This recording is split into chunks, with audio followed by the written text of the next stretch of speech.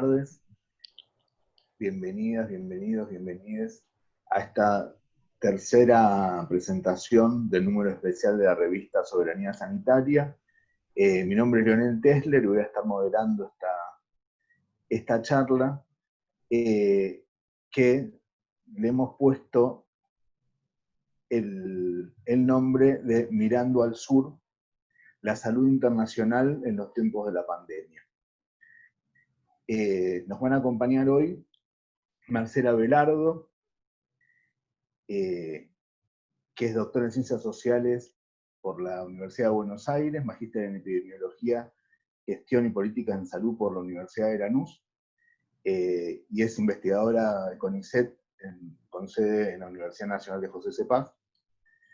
Mario Rovere, que es médico pediatra, sanitarista, director de la Maestría en Salud Pública en la Universidad de Rosario y director de la Escuela de Gobierno en Salud Floreal Ferrara, dependiente del Ministerio de Salud de la Provincia de Buenos Aires, y Wilney Garrafa, que es profesor titular y coordinador de la Cátedra UNESCO del Programa de Posgrado en Bioética de la Universidad de Brasilia, Brasil. Ahí ya estamos los. Ahí está Wilney. Acaba de entrar Wilney. Antes de comenzar con las exposiciones, les cuento que desde la Fundación y con la Asociación de Trabajadores del Estado de Santa Fe y la Universidad Nacional de Avellaneda, vamos a abrir una nueva cohorte de nuestra diplomatura en Gestión en Salud, que va a comenzar en agosto. Así que invitamos a todos a que se inscriban, quienes no la hayan cursado, porque creemos que es una propuesta muy interesante. Hola, Olney. Y también queremos anunciarles que el 1 de julio va a comenzar un curso también organizado desde la Fundación sobre epidemiología. Se llama Herramientas en Epidemiología para Pensar la Pandemia. Dicho eso, si les parece, comenzamos con las exposiciones. Les pedimos que utilicen para enviarnos preguntas la ventanita de preguntas y respuestas que está en el centro de la pantalla, y al final de las exposiciones las vamos a pasar a leer. Y para mandarnos otros tipos de mensajes pueden usar el chat que está justo al lado de la ventanita de preguntas. Veo que ya lo empezaron a usar, pero está abierto para todos aquellos que se quieran comunicar con nosotros. Bueno, comenzamos con Marcela entonces. Bueno, en primer lugar, muchísimas gracias a los compañeros y compañeras de la Fundación Soberanía Sanitaria por esta oportunidad de escribir en la revista y además hacer esta presentación. Hoy lo que voy a hacer es presentar algunos resultados, por supuesto que son provisorios, porque estamos todavía asistiendo y mirando al filme, ¿no?, a la película de la pandemia, que venimos desarrollando desde el inicio de la pandemia con la coautora María Belén Herrero, también de este artículo. Bueno, luego de ya 5 o 6 meses que se declaró la emergencia sanitaria internacional, pudimos ver que esta enfermedad está impactando de manera muy desigual en los distintos países del mundo. Entonces nos preguntábamos a qué se debían estas diferencias tan profundas, y consideramos que había 3 dimensiones, que son las que voy a analizar brevemente en esta presentación, que se destacaban.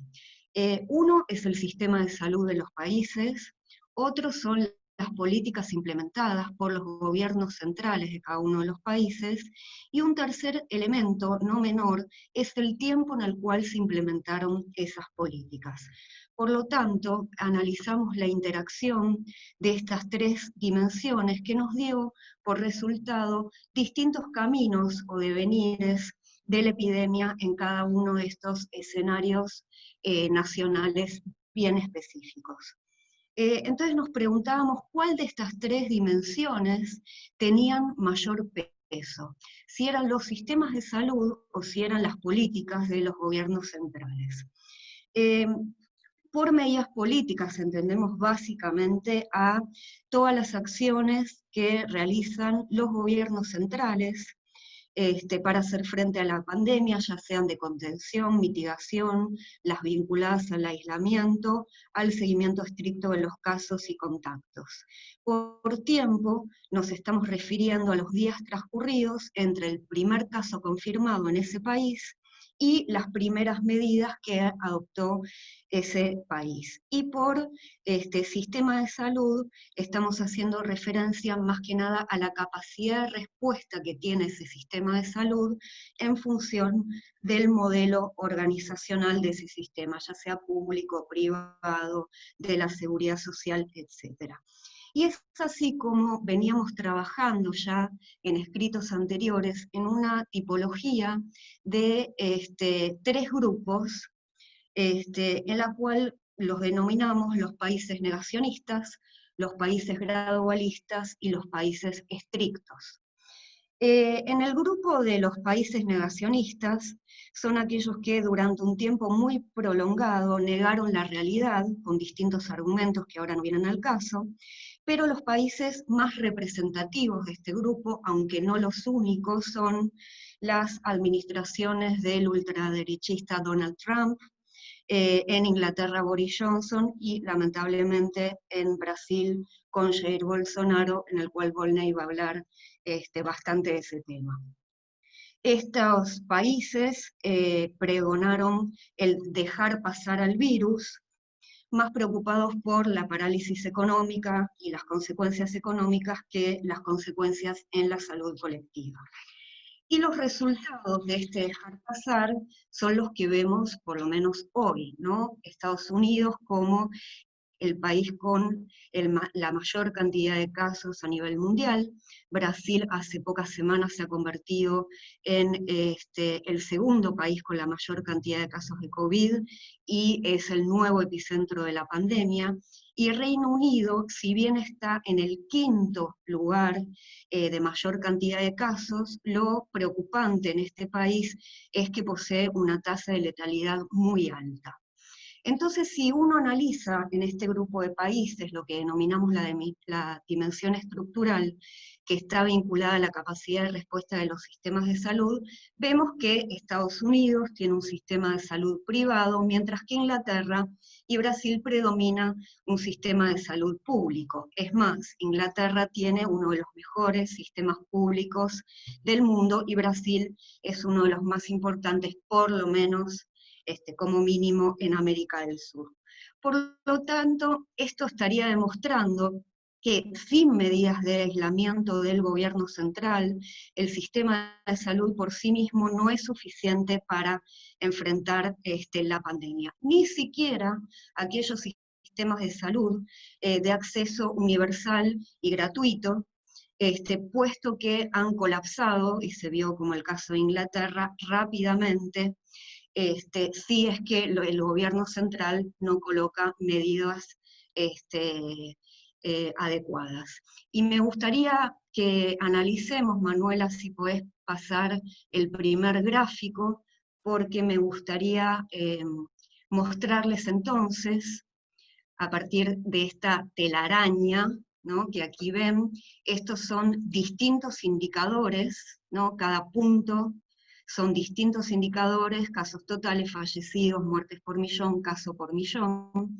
Y aquí lo interesante ver de estos 3 países, en perspectiva comparada, es ver que cuanto más alejados están del centro de la telaraña, peores son las cifras en cada uno de estos puntos. Entonces tenemos que estos países están casi en el borde de la telaraña.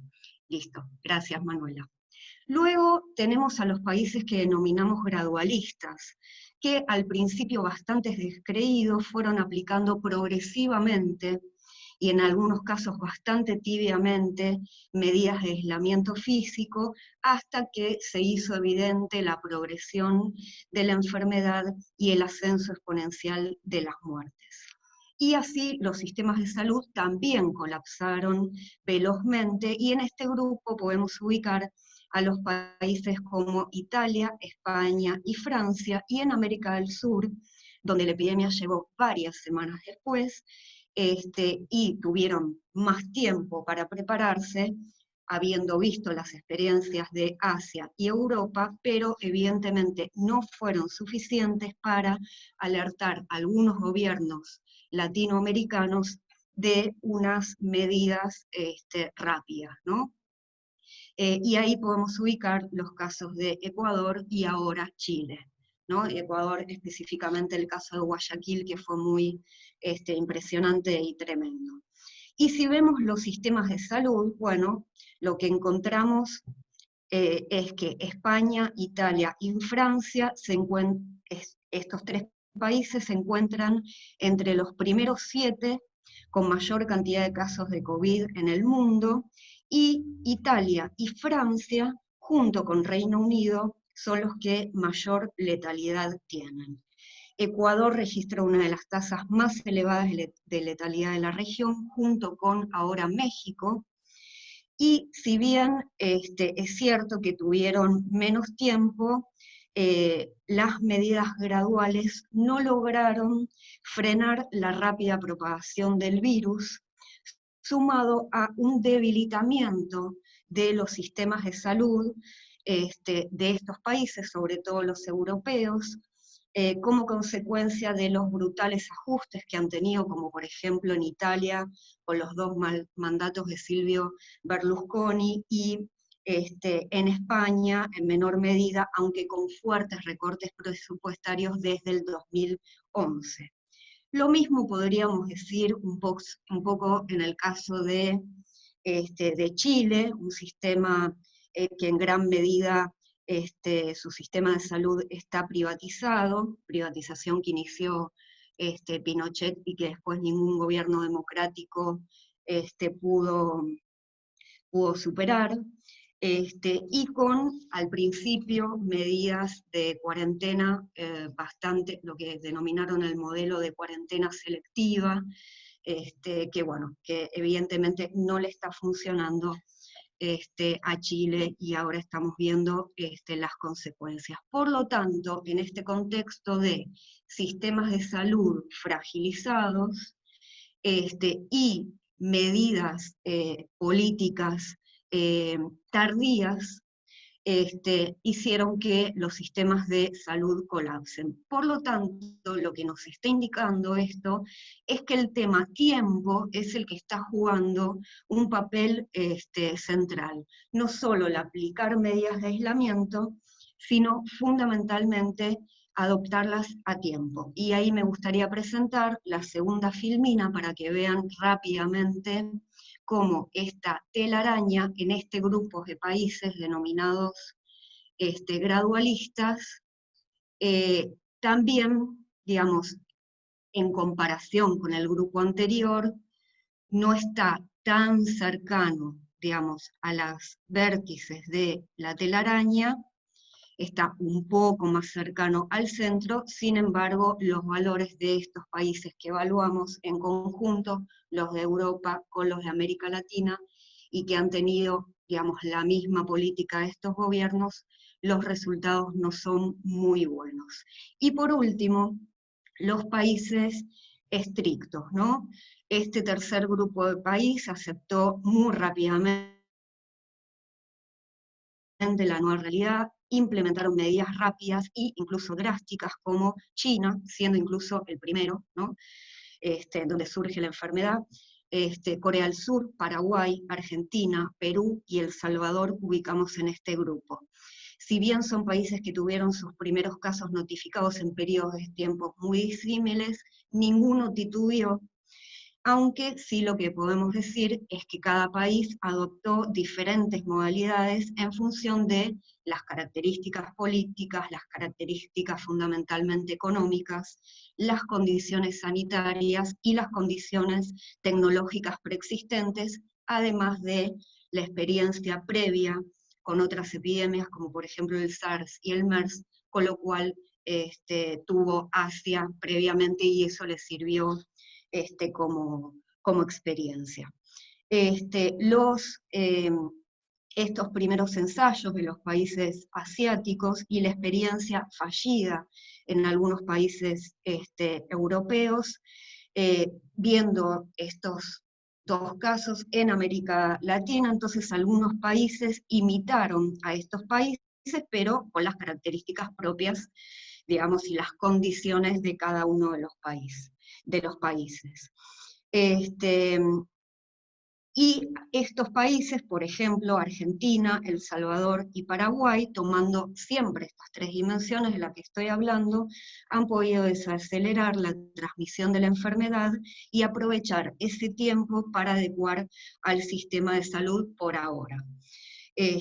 Los sistemas de salud en este grupo son bastante heterogéneos también, con capacidades de respuesta muy divergentes en función de la estructura previa, del financiamiento que tienen los sistemas de salud, y también de las tecnologías persistentes y la capacidad que tienen de estos países de poder generar o no tecnologías. Por lo tanto, en estos países lo que estamos viendo fue el factor, por un lado, políticas de aislamiento, pero tomadas muy tempranamente, lo que nosotros decimos a tiempo, los que se conjugaron en este grupo de países y son los que hasta el momento, y por eso es una conclusión provisoria, muestran un número de casos y de muertes mucho menor.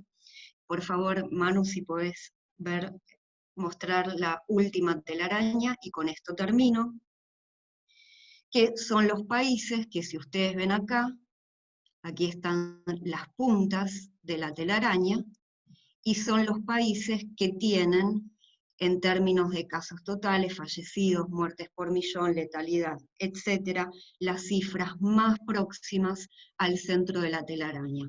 Por lo tanto, que si ve estas tres placas en simultáneo, va a ver el diferencial en cada uno de estos tres países, y los dos extremos, por supuesto, son los países negacionistas y el estricto. Por lo tanto, y como conclusión provisoria y para seguir en futuros estudios, consideramos que no hay sistema de salud que pueda soportar por sí mismo el impacto de esta enfermedad si no se toman medidas políticas a tiempo.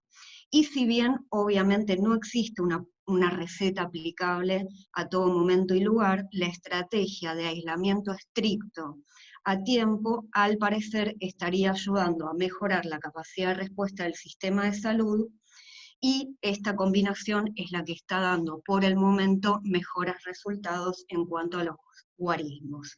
Así que bueno, yo les quiero agradecer este estudio, esperemos este modelito poder profundizarlo un poquito más y ver las subdimensiones dentro de cada una de estas grandes dimensiones. Esto medio fue una prueba y ahora lo estamos testeando, y también nos gustaría este modelo poder pensar en las realidades más locales, ¿no? Por ejemplo, ahora que nuestra epidemia está atravesando fuertemente el AMBA. Entonces, bueno, les agradezco mucho por la atención, y cumplí 15 minutos estrictos, ¿eh? Bueno, muchas gracias, Marcela, por la exposición y por la exactitud en el tiempo. Antes de pasar a Mario, voy leyendo algunos de los saludos que nos van llegando, de antes San Cristóbal. Juan Canela saluda a todos. Amanda La Rosa de La Matanza, de la Universidad de La Matanza. Bueno, vamos a seguir desde el Foro de Salud Inclusiva de Mendoza también, y después seguiremos leyendo los mensajes que van llegando. Bueno, Mario, adelante. Bueno, muchísimas gracias también, Leo, por esta posibilidad. Muchísimas gracias a Soberanía Sanitaria por la posibilidad de tener un espacio para compartir ideas y reflexiones como es este foro que la revista ha sostenido durante todos estos tiempos tan difíciles. Y bueno, y gracias también por esta oportunidad de participar en el lanzamiento de una revista que creo que va a ser una marca, digamos, porque verdaderamente no hay mucha producción que es animada a hablar en vivo al mismo tiempo que un fenómeno de esta magnitud está ocurriendo. Yo voy a hablar un poquito igual que pasó en el artículo, digamos, pero no me voy a atener, digamos, al artículo para estimular para que lo lean, a un aporte desde un campo original que llamamos de la salud internacional. La salud internacional, en términos generales, muy brevemente, utiliza la misma estrategia que se utilizó para la medicina social, que era articular ciencias sociales y salud. Aquí lo que obviamente hacía falta reflexionar es cuál es la ciencia social que ilumina el campo de la salud internacional. Y ahí encontramos una disciplina, que es una disciplina que no tiene tanta visibilidad o tanto desarrollo, que es la teoría de las relaciones internacionales, que algunos autores dicen en realidad que es un desprendimiento de las ciencias políticas y que se refiere fundamentalmente a las relaciones entre los estados. A partir de esa noción, convocados en la Residencia de Salud Internacional, un proyecto que dirigió María Isabel Rodríguez, teorizamos de alguna manera que la salud internacional se construía desde dos lugares. Por un lado, la salud como asunto internacional, o sea, la forma como la salud se entremezcla en la agenda, y por otro lado, las dimensiones internacionales de la salud, como si fuera un puente de afuera hacia adentro y de adentro hacia afuera. Es decir, que por un lado, cuáles son las dimensiones internacionales de la salud nacional, que se ve, por ejemplo, claramente cuando analizamos el caso de los insumos importados, digamos, podríamos decir gráficamente, digamos, aviones de aerolíneas trayendo insumos desde China, digamos, ya ilustra este concepto. Sobre esta base y con este instrumental, digamos, nunca hemos tenido un caso tan paradigmático como el coronavirus, porque prácticamente a pesar de la fábula de la oveja y el lobo, digamos, a pesar de los estudios y de la documentación histórica de la gripe, la mal llamada gripe española, digamos, en 1918, es decir, prácticamente 102 años atrás, digamos. Sin embargo, digamos, siempre hemos estado a la espera de una pandemia temible, digamos, y esas pandemias temibles llegaban hasta cierto punto, pero de alguna forma, digamos, nunca alcanzaban esos niveles catastróficos. Así que el propio sector salud, podríamos decir así, descreía de alguna forma que una pandemia de esta magnitud efectivamente iba a llegar, porque todo el tiempo se lo anunciaba y no llegaba, digamos. El caso más típico son una conferencia TED donde Bill Gates ilustra, digamos, de alguna manera por qué habría que crear una fuerza internacional, digamos, como una especie de cascos blancos para la salud pública, donde Gates se pone por arriba de la OMS, digamos, como diciendo que de hecho es lo que está ocurriendo en la medida que la Fundación Bill y Melinda Gates tiene cooptada, digamos, ese organismo desde hace muchos años. Ahora, cuando esta epidemia comienza, podríamos decir, digamos, empiezan a aparecer algunos interrogantes, que yo los quiero dejar abiertos, y no necesariamente, digamos, llegar a conclusiones, digamos. Lo primero es, antes de la pandemia, el mundo parecía encaminarse a una guerra fría económica. El conflicto entre China y Estados Unidos era más abierto que nunca. Los liberales norteamericanos estaban extremadamente preocupados porque decían que Trump estaba abandonando un rol de que Estados Unidos era una especie de el leviatán mundial, que de alguna manera con un gran garrote, digamos, mantenía el orden mundial, y que Trump, digamos, hacía de alguna manera, no quería cumplir ese rol, digamos, y se volvía una especie de nacionalista norteamericano, digamos, protegiendo, digamos, su mercado interno, pero de alguna manera, digamos, debilitando su rol de gendarme internacional. En ese marco aparece el coronavirus en China, digamos. Bueno, el coronavirus en China, podríamos decir, otra enfermedad más en China, podría haber sido como el SARS, o sea, otra falsa alarma, hasta el momento que nosotros verificamos que los chinos cuarentenaban 40 millones de personas. Digamos. Yo creo que la primera alerta, por lo menos para mí como sanitarista, no fue que hubiera una enfermedad temible dando vuelta en China, sino que los chinos decidieran cuarentenar 40 millones de personas.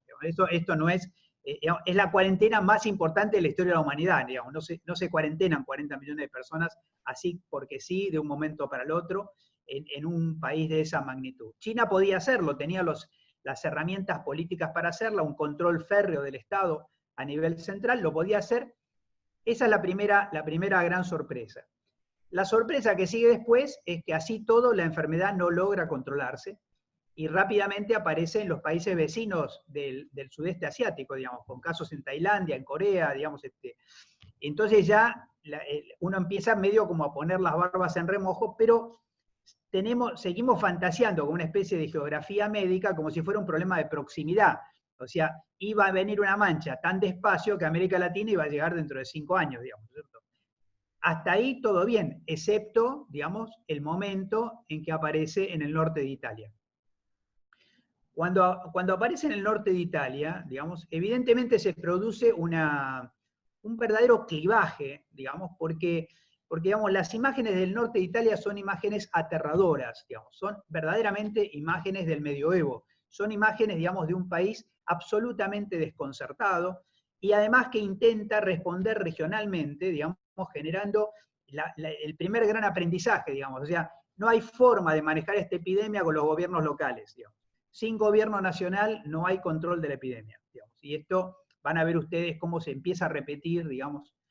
Así que una vez que nosotros estamos en ese escenario, el punto siguiente es, esto va para colisión, digamos. Podríamos decir, por mucho menos se fue a la guerra de Irak, digamos, o sea que era facilísimo para los estados en ese momento acusar a China, digamos, empezar una campaña, digamos, diciendo que China había hecho esto, que esta era, no sé, hasta un arma biológica, digamos. Ustedes saben que Estados Unidos tiene todo un dispositivo de armas biológicas y el CDC de Atlanta trabaja, entre otras cosas, con esa hipótesis. Hay un set de microorganismos que son considerados, como el anthrax, por ejemplo, son considerados, o el cólera, digamos, el virus colérico, que son considerados armas de guerra. Así que inmediatamente uno empieza a pensar, digamos, esto es una locura, o sea, vamos a una guerra mundial, digamos. Sin embargo, Europa entra en una extraña pasividad, digamos. No solamente con el caso de Italia, digamos, donde claramente incluso Italia ni toma precauciones de circulación territorial interna, entonces la epidemia que tenía el norte pasa para el sur, y los números empiezan a dar tasas, digamos, que son, digamos, 5 o 6 veces de letalidad superior a las de China. Así que uno empieza a pensar, digamos, que había alguna falla genética en los italianos o algo estaba pasando, digamos. Bueno, lo que estaba pasando era la edad de los italianos, digamos. El norte de Italia y Japón, específicamente Tokio, son los 2 lugares del mundo con la población más añosa, digamos, de todo el planeta. De tal manera, digamos, que empieza a aparecer una sospecha, algo extremadamente raro, y más raro todavía, es que los países vecinos no aprendieran de lo que estaba pasando en Italia. Como si pudieran creer desde España, desde Francia, desde Gran Bretaña, que no les iba a tocar porque era un problema a los italianos. Quizá hay, de hecho hay en Europa, un racismo contra los italianos, digamos, pero no era para tanto, digamos. O el racismo es superior sobre los italianos del sur. Acá estamos hablando de los italianos del norte rico, se están, digamos, alrededor de Milán, digamos, Bérgamo, digamos. Estamos en este momento, digamos, sacándole el respirador a un paciente para ponérselo a otro, digamos, decidiendo cuál de 5 pacientes le vas a poner el único respirador que tenés. Y todo eso nos llega a nosotros por las redes sociales, porque los médicos, digamos, que hay en Italia, digamos, empiezan por las redes a decir esto es de verdad, hay que cuidarse. Bueno, empieza Cuando la enfermedad pasa para el resto de Europa, y particularmente en España, empezamos no solamente a detectar, digamos, el tema de que la mayor parte de los fallecidos eran ancianos, sino que además empiezan a aparecer cosas increíbles. Por ejemplo, empieza a aparecer que en el caso de España, digamos, los muertos en los geriátricos, en las residencias de ancianos, no se contabilizaban como fallecidos por COVID. Es decir, para fallecer por COVID, para las estadísticas españolas, había que fallecer en un hospital. Entonces, cuando se encontraba, digamos, hubo residencias de ancianos que se encontraron todos los cadáveres apilados y los cuidadores habían huido, digamos. Entonces, súbitamente empezamos a ver, digamos, ¿qué es esto que está pasando? Acá está pasando otra cosa, digamos. Cuando vamos a Gran Bretaña, digamos, nuevamente, la letalidad italiana, la letalidad española, arriba del 17% de letalidad, digamos. O es un supervirus, o está atacando, digamos, a poblaciones diferenciales, digamos. De ahí saltamos a Estados Unidos. Y no es cualquier Estados Unidos, saltamos a Nueva York, digamos. Podríamos decir así, el paradigma de la ciudad, digamos, quizá la ciudad más poderosa del mundo, digamos. Esa ciudad súbitamente no encuentra los mecanismos para controlar una epidemia, y nos damos con el dato, digamos, nuevamente sorprendente, porque la ciudad de Nueva York tiene estadísticas muy buenas, digamos, empezamos a ver otro fenómeno donde empieza a aparecer la determinación social de la enfermedad. Hasta ese momento, digamos, está claro, digamos, que la tasa de letalidad promedio está 2, 3, 4, y cuando llegamos a los mayores de 70 años, digamos, pasa a 7, 8, 10, y cuando llegamos a los mayores de 80 años pasa al 25% de letalidad. Luego, la letalidad promedio tiene que ver con la demografía. Pero en el caso de Nueva York, además de la demografía, empieza a aparecer diferenciales por barrio, empieza a aparecer diferenciales por clase social, literalmente medida, es decir, pobres, muy pobres, extremadamente pobres, diferenciales obvias que están en la página web, la pueden ver ustedes, digamos, del distrito de Nueva York. Y si además, digamos, agregamos a esto diferenciales por etnia, que es la forma como Estados Unidos organiza sus estadísticas, resulta que, digamos, la población blanca y la población negra o afroamericana y la población latina se enferma más o menos igual, pero la mortalidad claramente se corre para la gravedad se corre con predominio de los afroamericanos y la letalidad se corre con predominio de los latinoamericanos. Entonces, digamos, mientras tanto, quiero comentar que la teoría paranoica, podríamos decir así, que podría perfectamente, digamos, si se inventó un cuentazo, digamos, para hacer lo que hicieron en Irak, ¿por qué no inventar otro cuentazo en China, digamos? Bueno, empieza la máquina de echarle la culpa a China, digamos. ¿Quién inicia la máquina? Australia, digamos. La derecha australiana, el Daily Telegraph, digamos, comienza una campaña para descubrir, además, digamos, que Wuhan, la ciudad índice de toda esta pandemia, digamos, también tiene un importante laboratorio de virología. Entonces empiezan a decir, este virus es un virus fabricado, digamos. Bueno, toda la evidencia indica que no es fabricado, pero eso, si vos tenés ganas, digamos, de echarle mano, digamos, a un conflicto, digamos, no importa la duda, digamos, la duda es del lado del vencedor, así que digamos que Estados Unidos podría claramente, y los halcones alrededor de Trump, quisieron transformar esta epidemia en un conflicto internacional, digamos. Evidentemente, Estados Unidos decidió no hacerlo. Donald Trump decidió no transformarlo en un conflicto con China, digamos. Y me voy a quedar, digamos, en esa pregunta. ¿Por qué, digamos, Donald Trump, tan afecto, digamos, a los conflictos, decidió, digamos, no abrir un conflicto con China?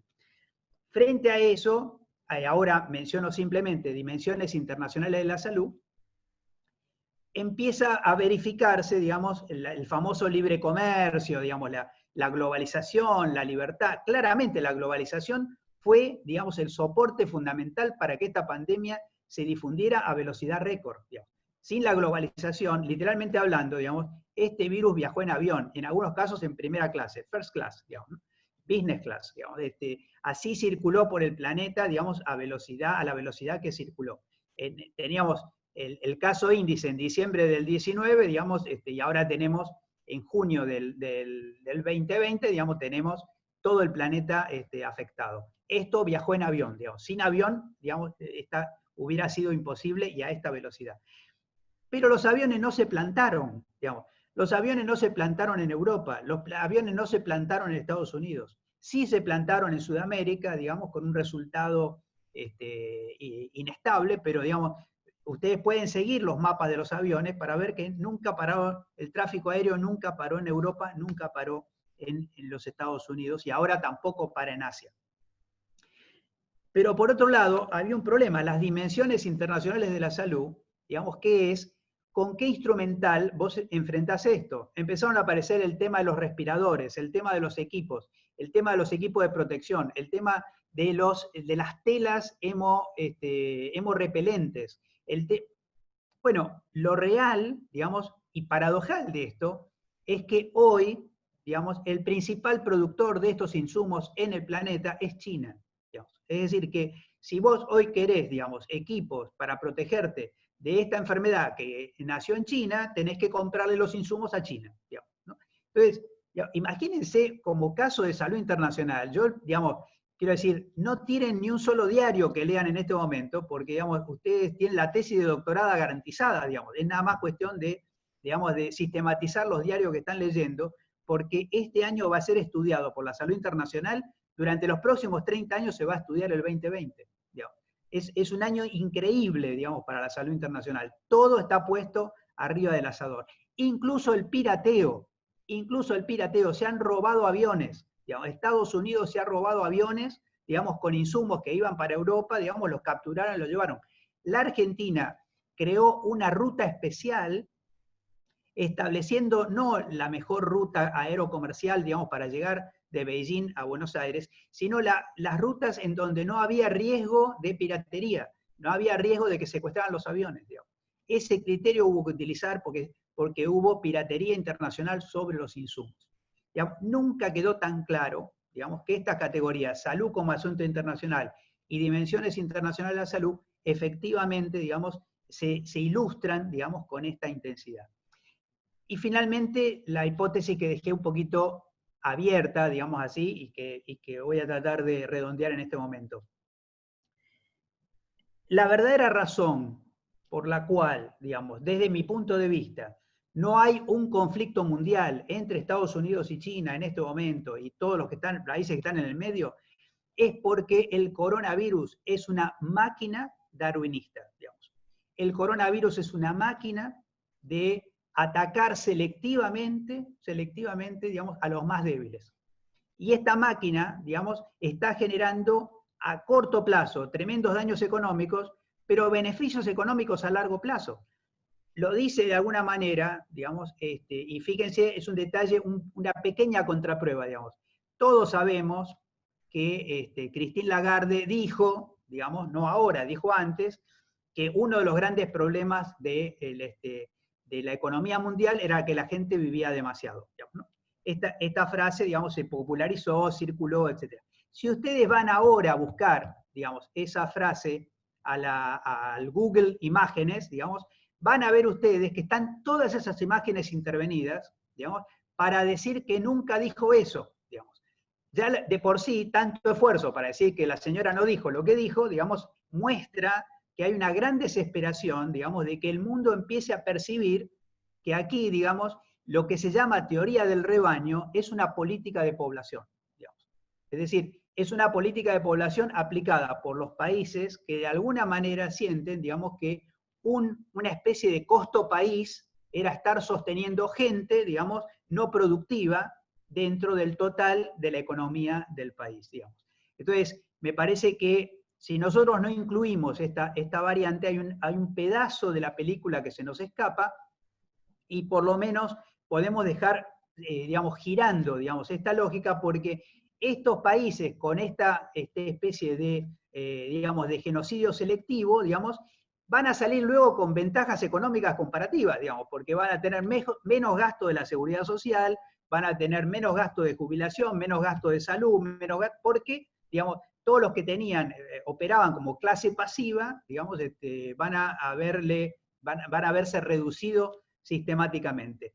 Y piensen ustedes, a Estados Unidos, al día de hoy, parece que les sobraban 120.000 personas, a Europa les sobraban 190.000 personas. las estadísticas nunca aparecen de que en Europa consolidada ha habido más fallecidos que en Estados Unidos, incluso, y por supuesto mucho más que Brasil. Este es el panorama que yo estoy leyendo en este momento y creo que es profundamente ideológico, porque entre enfermar, morir, enfermar, discapacitarse, enfermar, agravarse, están los servicios de salud. Entre enfermarse y no enfermarse está la política, así sequito, tal cual lo estoy diciendo, está la política, digamos. Y la política decidió en algunos países, digamos, arriesgar la economía con tal de proteger la vida, y en otros países todo lo contrario. Muchas gracias. Muchas gracias, Mario. Pues vamos a pasar al debate. Antes de darle la palabra a Volney, hacemos un repaso breve de todos los mensajes que nos están llegando desde Tucumán, desde el Fórum Infancias de Lanús. Tenemos gente de Reconquista, el norte de Santafesino, Rosario en Santa Fe, Susana Vidal desde Montevideo, ATE Delegación San Jorge, también Santa Fe,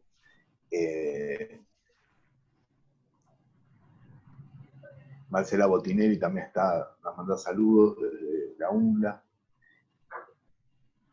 Bueno, son muchísimos los mensajes que estamos recibiendo.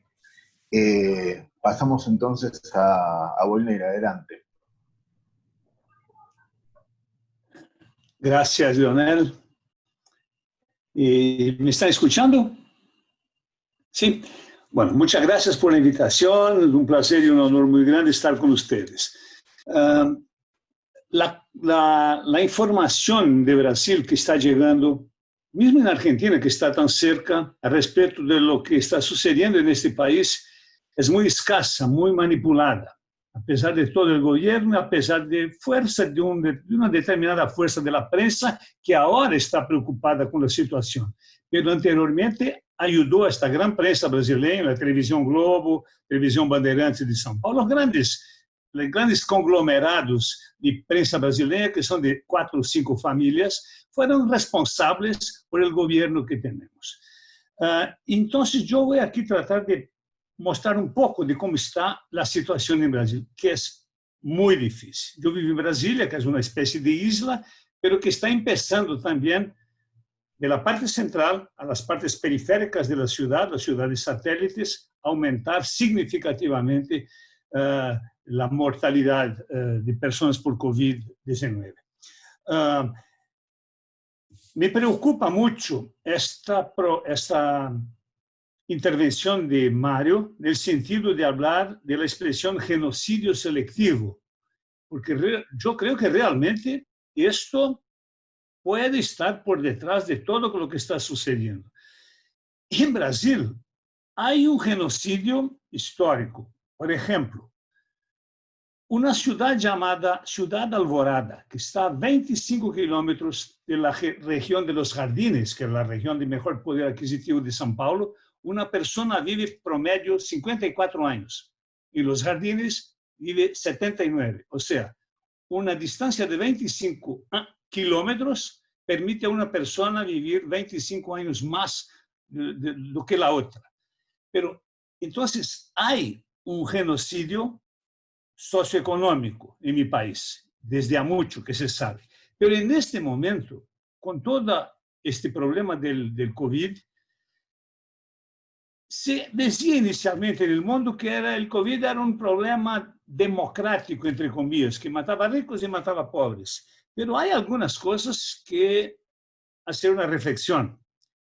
No hay vacuna, no hay tratamiento, entonces todos pueden morir. Pero los ricos tienen más información, o las personas que tienen condiciones, la clase media, mediana, alta, para quedarse en sus casas, pueden quedarse en sus casas, y los pobres, además de poca información, tienen que sobrevivir. Están desesperados para salir, para trabajar y para mantener sus familias, sus hijos. Entonces es un problema muy serio.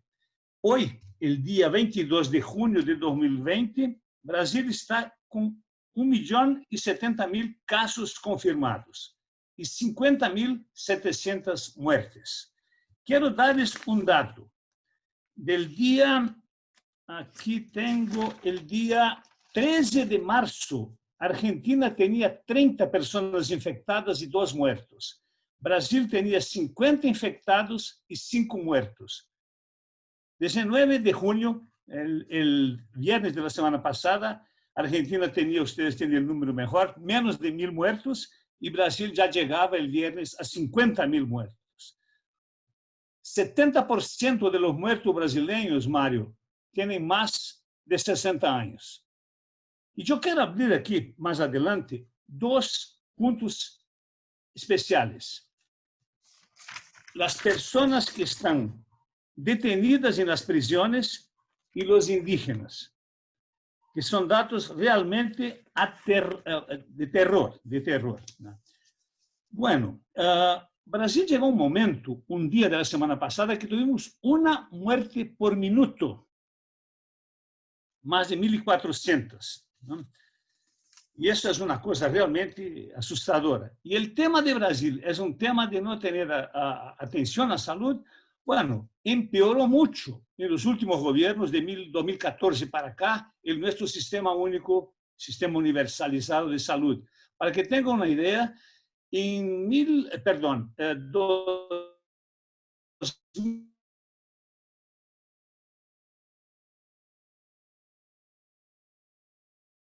20% eran públicos.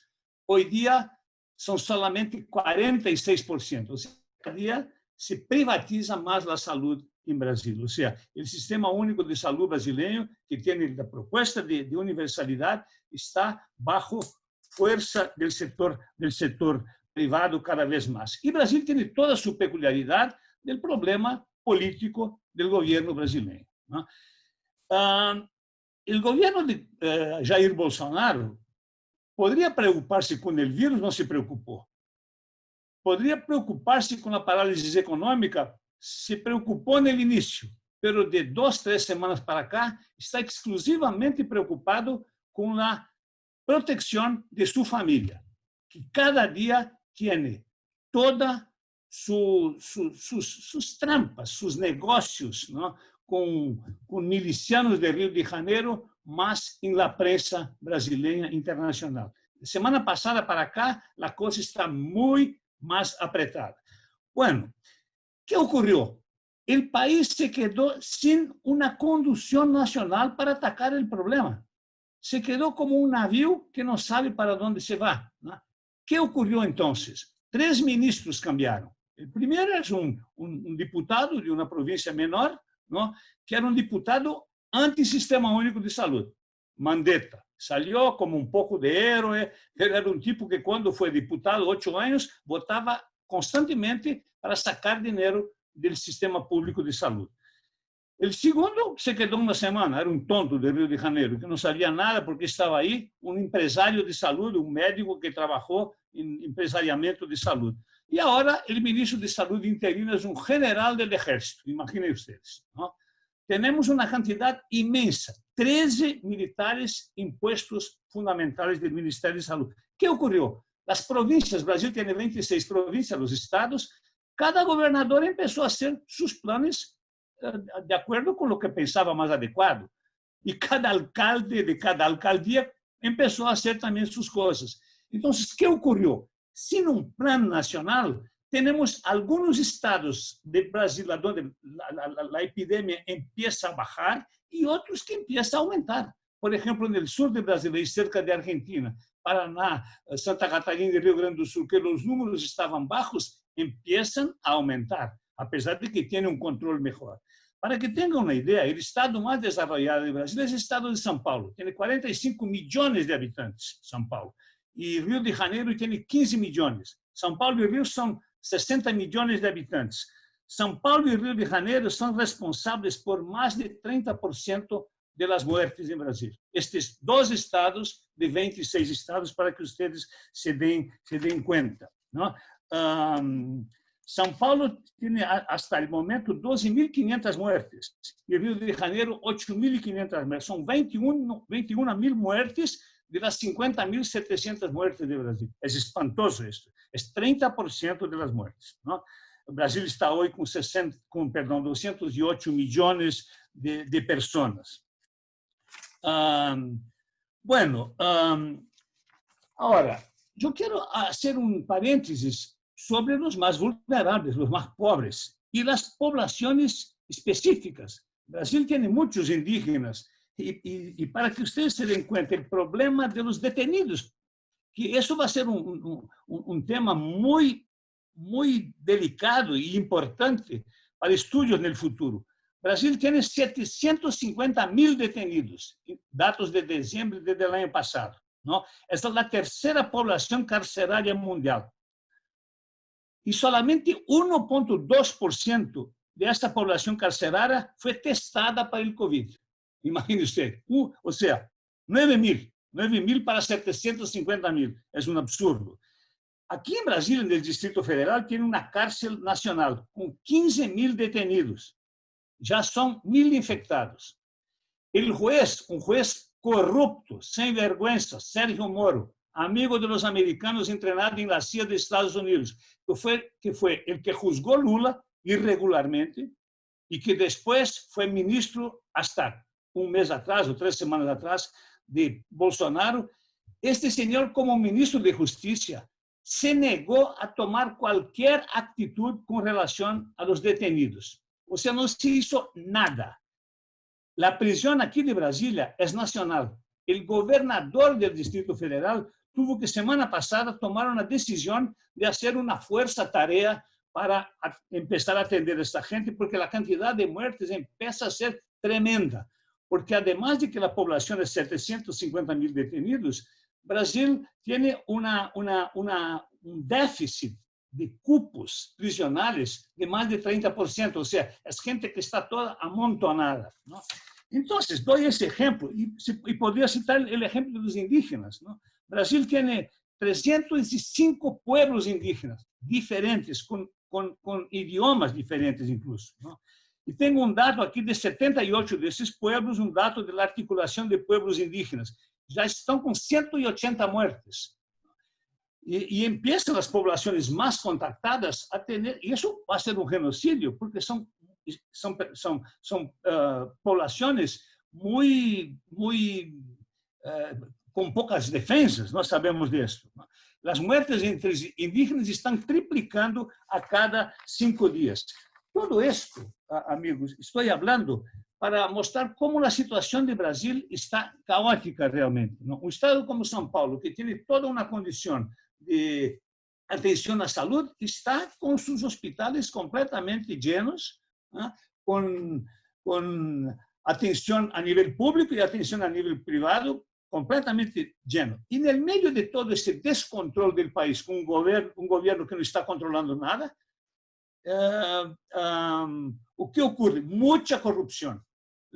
Esse problema que Mário mencionou, de que não chegavam os respiradores comprados de China. Algumas províncias de Brasil, há uma província que é o governo do nordeste de Brasil, de Maranhão, que é o primeiro governador comunista de Brasil, Flávio Dino, que está sendo um governo com mais de 70% de aprovação, tuvo que comprar diretamente e os respiradores tiveram que passar por países de África para chegar, porque os americanos estavam sacando aviões e fazendo realmente pirateria e não deixando que as coisas chegaram por aqui. Pero además de esto, hay mucha corrupción en el medio, principalmente en Río de Janeiro. El gobernador del estado de Río de Janeiro está con proceso de impeachment y muy probablemente en más 2, 3, 4 semanas va a sufrir un impedimento y va a entrar un nuevo gobernador. Entonces, en el medio de todo este pandemonio sanitario del mundo, Brasil pasa por un momento completamente diverso y particular, caótico, de sua política e que tem reflexo direto, obviamente, naturalmente,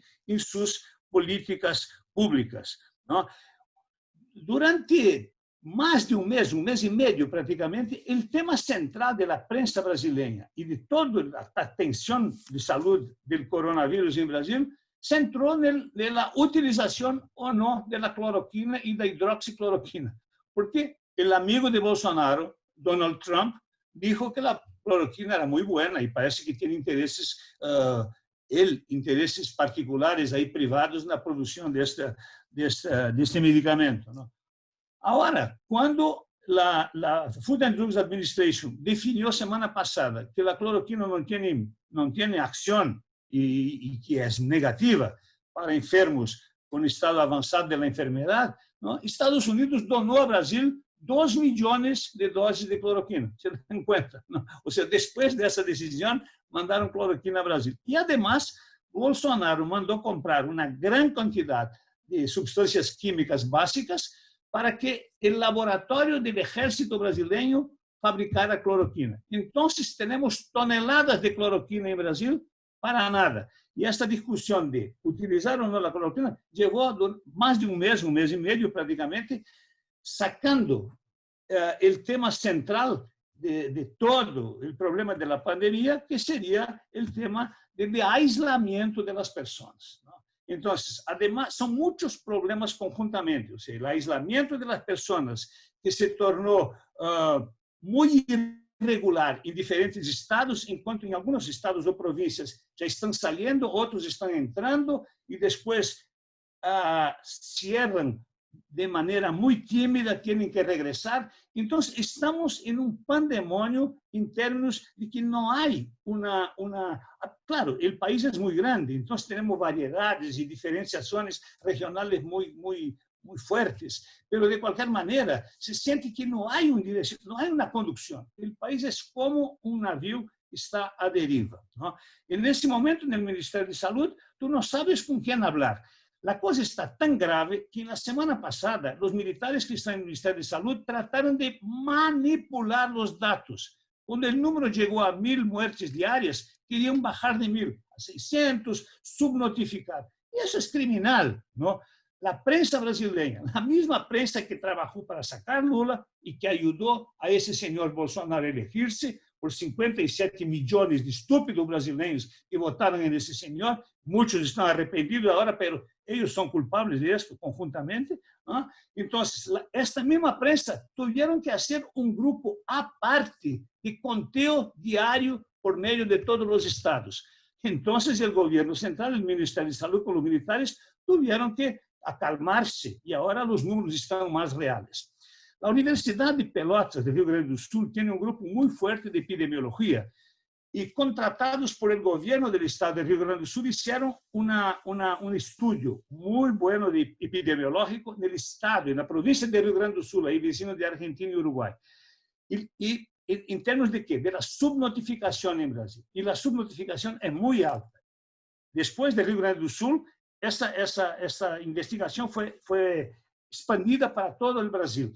Os grupos de direita extrema de Brasil estão tão fortemente raivosos que pegaram muitos dos investigadores do grupo da Universidade de Pelotas, onde estavam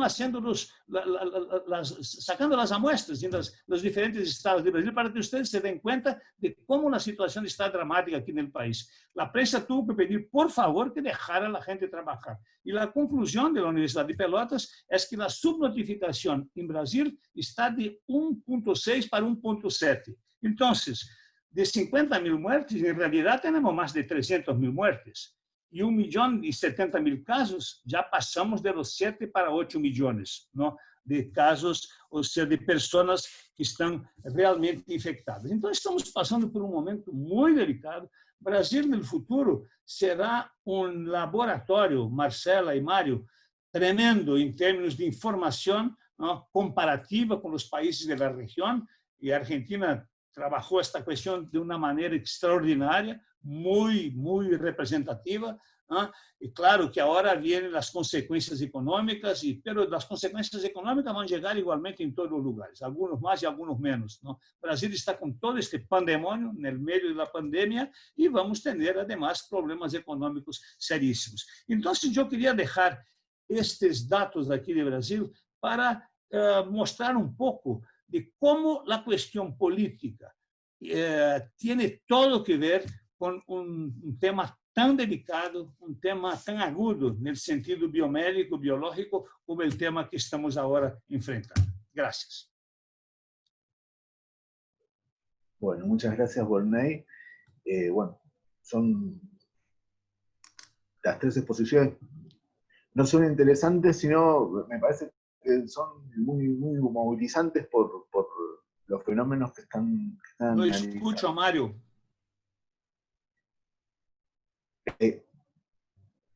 ¿Estabas hablando, Mario? Perdón. Ah, está bien. Ahí, ¿me escuchás a mí, Volney? No. Ahora vemos si... No logro escuchar a Leonel, disculpe. Manu, te pido si lo podés ayudar a Volney a ver si puede recuperar el audio, así le podemos decir, puede participar en la discusión y todo. Sí, yo lo escucho bien a Volney y te escucho un poquitito irregular, pero sí te escucho, Leo. Bueno. Yo creo que cerramos todos los micrófonos, así te escuchamos mejor, y después vamos abriendo cuando nos toca, pero lo perdimos a Volney, me parece. Sí, sí. Ahora le ayuda a Manuela a volver. Bueno, antes de pasar a las preguntas, leo algunos mensajes que fueron llegando, muchos comentando la situación de Brasil.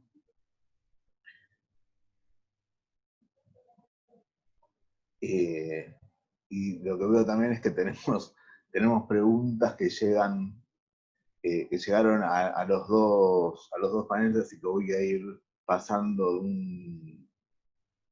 de un lugar, de las preguntas y respuestas al chat. Por eso les pido disculpas si de repente me demoro un poco. Y obviamente les pedimos disculpas también por haber demorado un poquitito en comenzar la charla de hoy. Bueno, empezamos con las preguntas entonces.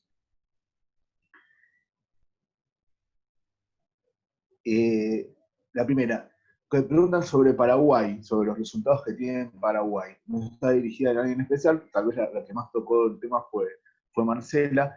Pregunta si los resultados de Paraguay tendrán que ver con la gimnasia que tiene con epidemias como la del dengue.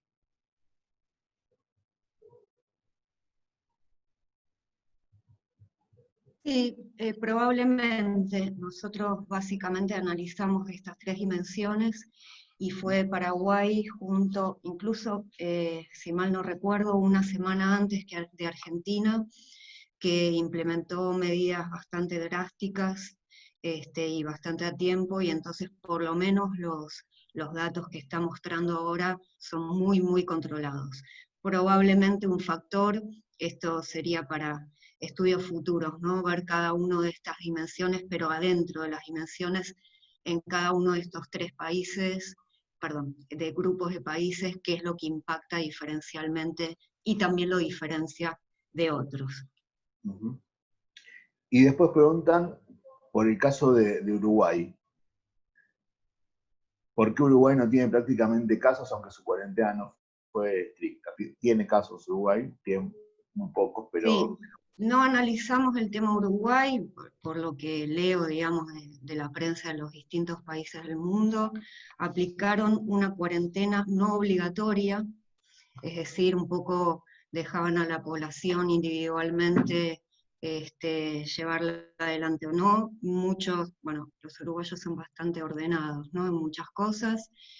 Muchos la llevaron adelante, tienen casos, no son muy significativos, tienen un sistema de salud que relativamente está preparado para los casos obviamente que están teniendo, y tienen casos concentrados en los mayores lugares de densidad poblacional, siendo que Uruguay es un país de poca densidad poblacional en términos generales, ¿no? Entonces me parece que son varios factores ahí los que confluyeron para que tengan la epidemia relativamente controlada. Bueno, acá tenemos un mensaje del compañero Diego Visioni, del Núcleo de Bioética Latinoamericana de la Universidad de Avellaneda, al que le mandamos un saludo especial, porque fue el que nos facilitó la presencia de Volney acá en la mesa hoy.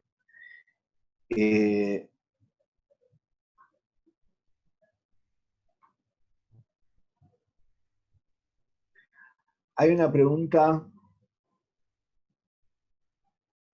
muy abierta, que es cómo se debería posicionar la región latinoamericana en etapa post-pandemia y qué posibilidades habría con los actuales gobiernos.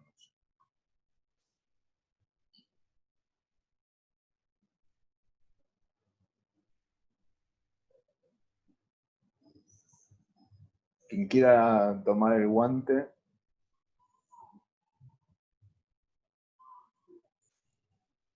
¿Podés repetir la pregunta? Sí, cómo no. ¿Cómo debiera posicionarse la región latinoamericana en la pospandemia? Y Tengo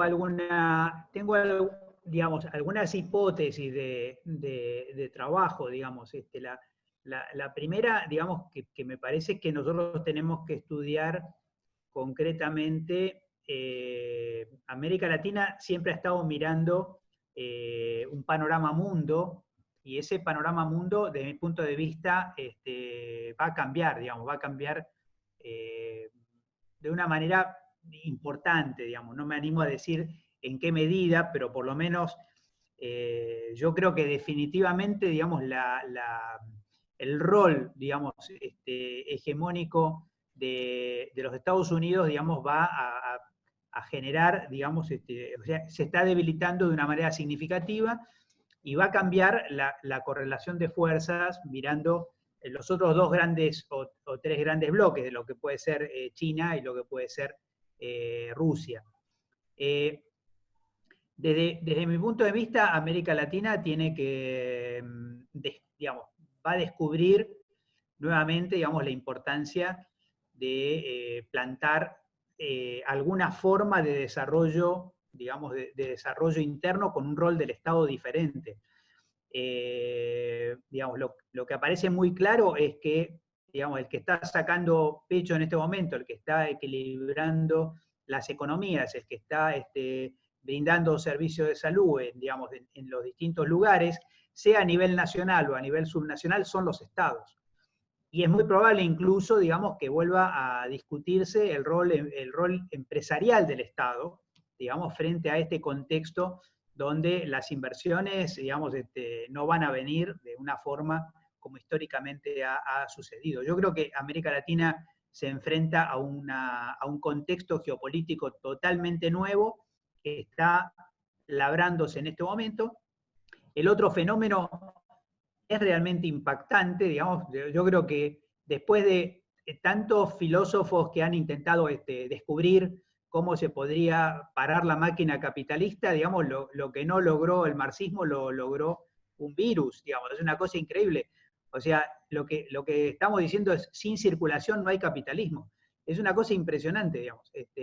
La economía mundial está frenada, la economía mundial está parada, digamos, y sin circulación, digamos, entonces hay dos posibilidades, digamos, soñar con volver a la situación previa o empezar a imaginar un escenario post-pandemia que nos va a llevar a una nueva normalidad. Yo creo que el capitalismo en este momento se está reinventando, digamos, creo que no soy optimista de que va a suceder, digamos, alguna cosa totalmente distinta. Creo que está en rápida reciclado. Hoy se está discutiendo teletrabajo como parte de la agenda, digamos, y se está discutiendo los derechos del trabajador que teletrabaja. Entonces, también hay una redefinición de qué quiere decir la distancia social, qué quiere decir, digamos, a qué normalidad podríamos volver. ¿Podemos volver a viajar en transporte público como ganado? ¿Podemos volver, digamos, a los estadios de fútbol, digamos, con la densidad? Entonces, me parece que hay muchos, digamos, o sea, hay que redefinir el arte, hay que redefinir el deporte, hay que redefinir la vida cotidiana, hay que redefinir el transporte, hay que redefinir el turismo, digamos. Es decir, son demasiadas cosas que están por delante, todas como signos de interrogación. Si América Latina, digamos, en vez de tratar de ver a quién va a seguir, digamos, descubre un derrotero propio, aquí, digamos, gana el que se da cuenta de dónde aparecen las oportunidades. Yo lo único que podría decir positivo que trajo también el coronavirus es que el absurdo y ridículo grupo de Lima, digamos, lamiendo las botas de Estados Unidos, digamos, para atacar a Venezuela, quedó más en ridículo que nunca, digamos. O sea que, digamos, así que, digamos, ni la derecha latinoamericana se anima a seguir con esa cantinela, y creo que hay muchas oportunidades para los que estén en este momento pensando la pospandemia. Yo coincido digamos, con la pregunta, o sea, no creo tener la respuesta, pero sí coincido con la pregunta. Hay gigantescas oportunidades que se están abriendo en este momento, si América Latina se da cuenta, digamos, de que se puede salir del pensamiento subordinado.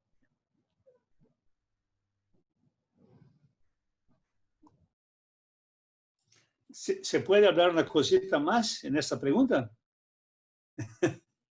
Sí, Leonel. Claro, claro. Sí, sí, por supuesto. Sí.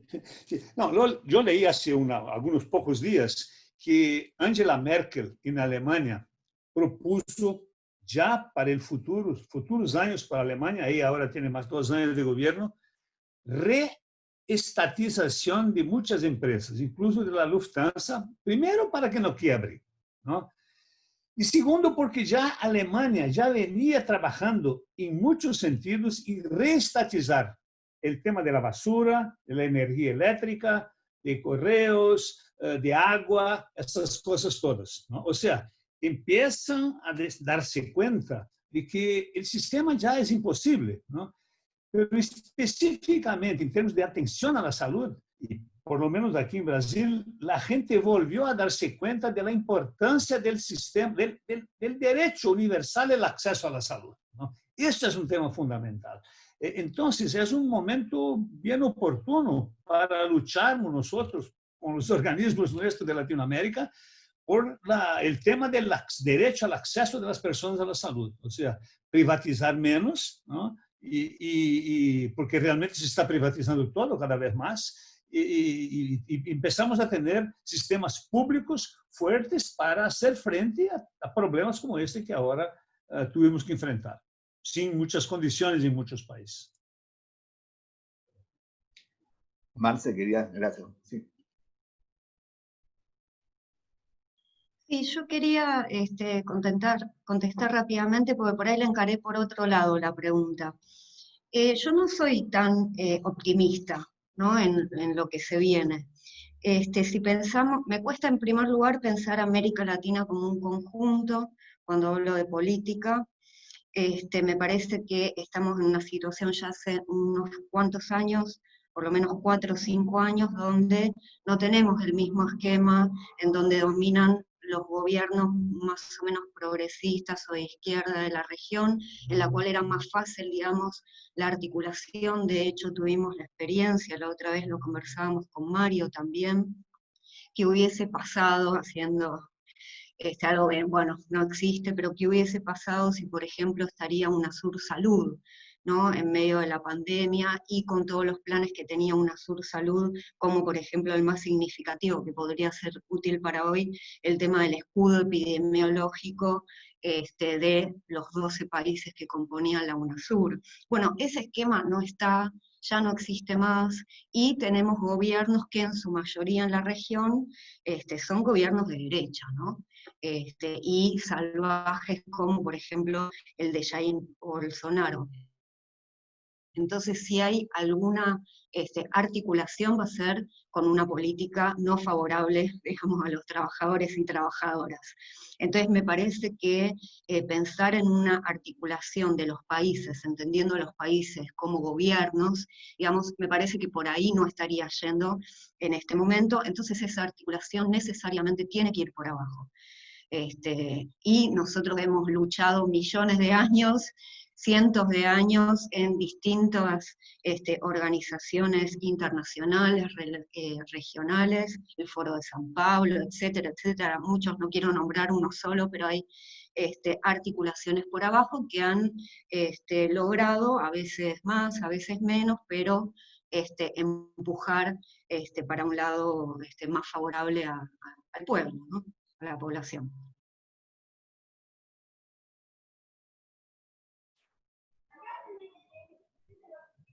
Buenísimo, Marce. Te agradezco, pues, iba a intervenir de una manera parecida a la que interveniste vos, y así no me toca hablar hoy que no soy disertante. Continúo con las preguntas, así podemos hacer que entren la mayor cantidad posible. Acá Rudy Kaufman pregunta, ¿qué opinan con respecto a los datos preliminares que comparan en Italia los resultados de una región con respuesta principalmente hospitalaria, que es la Lombardía, y otra con un abordaje básicamente comunitario, como es el Véneto? Donde en el Véneto es mucho menor la mortalidad.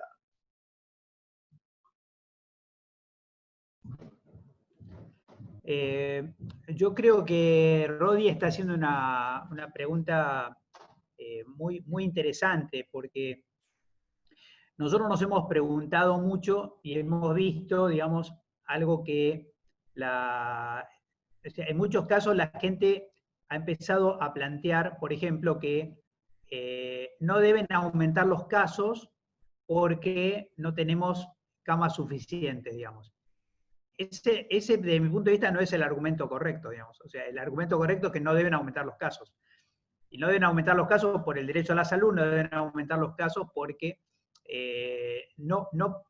solo por si tenemos o no tenemos camas, respiradores, etc.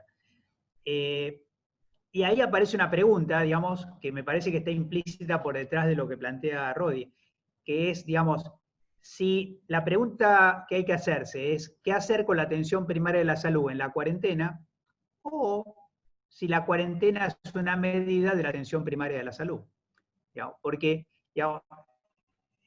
en ese giro, digamos, empieza a aparecer que verdaderamente lo único que da resultado es una medida de salud comunitaria, digamos, de hecho se habla de contagio comunitario, luego, digamos, cuando no lo hay, es un no contagio comunitario. Digamos, así que, desde ese punto de vista, digamos, yo creo que es suicida, como han hecho incluso municipios en la Argentina, replegar la fuerza laboral de los centros de salud y llevarla a los hospitales.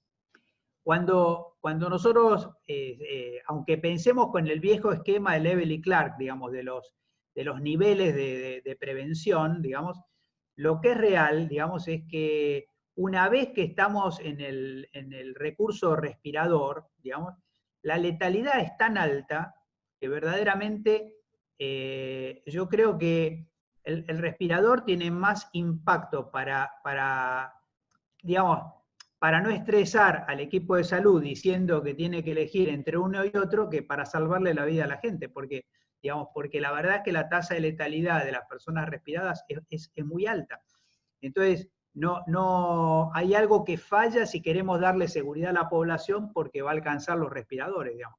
Definitivamente, lo único que le da tranquilidad a la población es no enfermarse, y de enfermarse, tener las condiciones para no tener que llegar a un respirador, que es todo un sistema de atención, digamos, que en este momento está trabajando para tratar de interrumpir esa circulación. Para decirlo lo más reciente, estamos trabajando el plasma de convaleciente, digamos, como una herramienta que parece que tiene algún impacto en ese recorrido. Pero insisto, digamos que podría perfectamente la imagen del coronavirus asociado a terapia intensiva haber producido un efecto de remedicalización, digamos, volver a poner el hospital en el centro y debilitar toda la estructura. Definitivamente Italia es un país débil en atención primaria, digamos, en términos generales, y es muy bueno lo que plantea Rodi, porque sí, algunas regiones como el Véneto, digamos, o o la provincia de la Romaña, digamos, tienen un desarrollo de atención primaria más importante. Así que es muy probable que esa sea una explicación. Nosotros creemos que no es momento de replegar, sino es momento de desplegar la atención primaria, y por cierto, digamos que testeos, trabajo en las cárceles, como planteaba Volney, digamos, trabajo en los geriátricos, esos son lugares claves para dar la batalla, digamos. La batalla no se libra en terapia intensiva, ahí, digamos, se recoge los errores, las fallas del sistema que no logró contener antes el problema, digamos. Gracias, Mario. Volney, Marce, Una cosita rápida, Leonel, solo para reforzar. Claro, Mario recordó muy bien, o sea, la Emilia-Romagna está muy vecino ali de la región a donde la cosa estuvo muy fuerte, pero además de la atención primaria mejor, ¿no, Mario? Yo creo que también las decisiones políticas de los gobiernos de la región que tomaron las providencias iniciales fuertemente, haciendo con que la gente se quedara en sus casas, ¿no? Diferentemente de ahí arriba en el norte, ¿no? Eso creo que fue central conjuntamente con la mejor sistema local de salud, seguro, ¿no? Eso. Marce. ¿No? Bueno, perfecto. Pasamos a otra pregunta, entonces. Una compañera trabajadora social de un hospital de la Ciudad de Buenos Aires pregunta ¿qué lugar se le puede adjudicar a las epistemologías del sur y las corrientes latinoamericanas de pensamiento en salud, dentro de la salud internacional, para abordar este problema?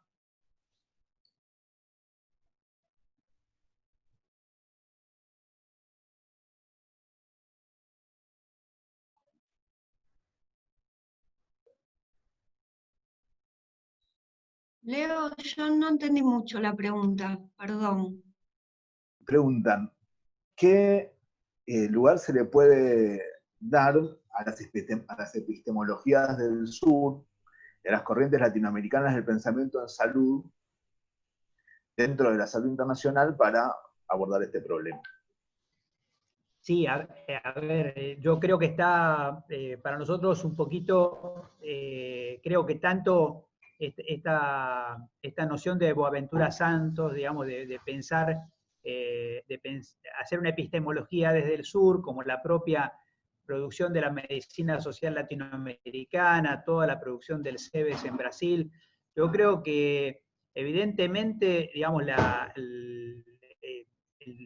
digamos, el constructo de determinación social del proceso salud, enfermedad, atención, se aplica al coronavirus de una manera ostensible, digamos, tanto, digamos, por edad como por clase social, como por etnia, como, digamos, todas las variables están indicando que de ninguna manera este es un virus democrático, digamos, y creo que además porque creo que llegué a ver otra pregunta ahí, digamos, yo sinceramente, porque no me gusta, parece paradojal, pero no me gustan las teorías paranoicas, digamos, yo creo que, digamos, nadie inventó este virus, digamos.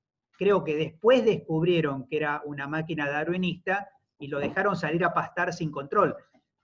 Pero digamos, no quiero para nada sumarme a la idea de que alguien manipuló el virus o demás, pero cuando lo ves, una vez que lo ves circulando y le tomás el pulso, sabes a quién afecta y a quién no afecta, bueno, viene, digamos, la ausencia de política también es una política, digamos. Así que aquí, evidentemente, digamos, la pasividad, digamos, en no tomar medidas es una forma de política activa que deja como consecuencia, digamos así, echarle la culpa al virus, digamos, para decirlo más o menos gráficamente.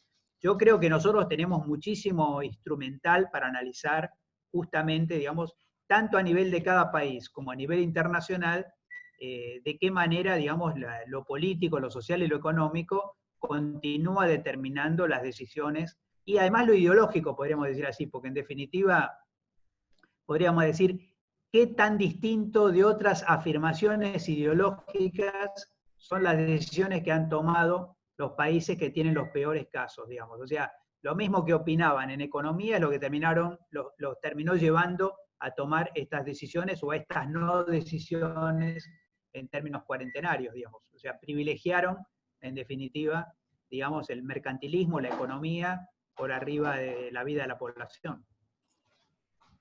Leonel, ¿puedo hablar? Sí, por supuesto, Volney. Sí, mira, yo estoy trabajando bastante ese tema de epistemologías del sur, pero no solamente con Boaventura, y ahí que utilizo mi querida amiga Rita Segato, una potente argentina, es profesora de nuestro programa de posgrado de bioética aquí de la Universidad de Brasilia, mi querida amiga. Rita costuma decir que Boaventura vivió 5 años en Ecuador y ahí aprendió las cosas. Entonces, vamos a hablar de Aníbal Quijano, de Walter Mignolo, de Argentino, vamos a hablar de Enrique Dussel, de Rita Segato, ¿no? Yo creo que la colonialidad es el centro de la cosa. Tenemos que trabajar para romper esas cosas. Nosotros que somos investigadores sentimos en la carne. Voy a aprovechar ese espacio que es tan rico para dar un ejemplo. Tenemos una alumna nuestra, una colombiana, antropóloga, Alejandra Bello Urrego, que seguramente Alejandra debe estar asistiendo a nosotros ahora. Alejandra hizo un doctorado de cotutela con la Universidad París 9 y la Universidad de Brasilia, ¿no? Y trabajó el tema de la colonialidad y la epistemología del sur. Su universidad no quería aceptar sus referencias bibliográficas latinoamericanas en la defensa de su tesis. ¿Creen ustedes? Y su tutora tuvo que pelear duramente con ella, creyó en ella, y ella tuvo que defender ahí en París en francés, con base en las cosas que nosotros estamos trabajando, la colonialidad del saber, del poder, el problema de la modernidad, la diferenciación entre colonialidad y colonialismo, ¿no? Porque no hay más el país central, no hay más Madrid, Lisboa, no, ahora es la globalización, es el mundo capitalista, ¿no? Entonces, estas cosas, nosotros tenemos que hacer una lucha en las universidades y en toda la región, en el sentido de rompernos de una vez con estas amarras, no sé cómo se dice en español, ¿no? Para romper este sistema de colonialidad y dejar lo que yo siempre digo, dejar de mirar nuestros problemas con los ojos de otras personas, mirar con nuestros ojos y dejar de pensar nuestros problemas con cerebros ajenos, pensar nuestros problemas con nuestros cerebros, ¿no?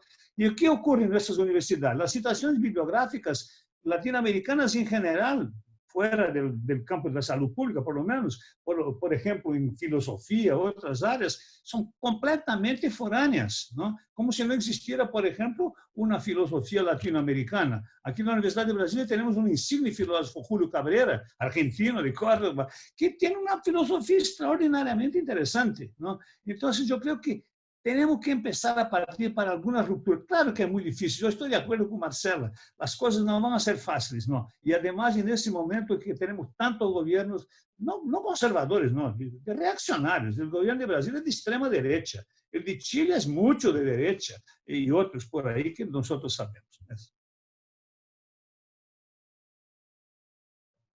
Marce. Sí, voy a encarar la respuesta por ahí por otro lugar, que es lo que me surge pensar de esa pregunta. A mí me parece que posicionándome en las corrientes de medicina social latinoamericana y la salud colectiva, tenemos un enorme desafío, y difícil también, obviamente. ¿Por qué? Porque, por ejemplo, en aquellos países que implementaron cuarentenas estrictas, la imagen en la población, digamos, de las personas a pie, es que, bueno, la cuarentena es una medida dura y es una medida autoritaria.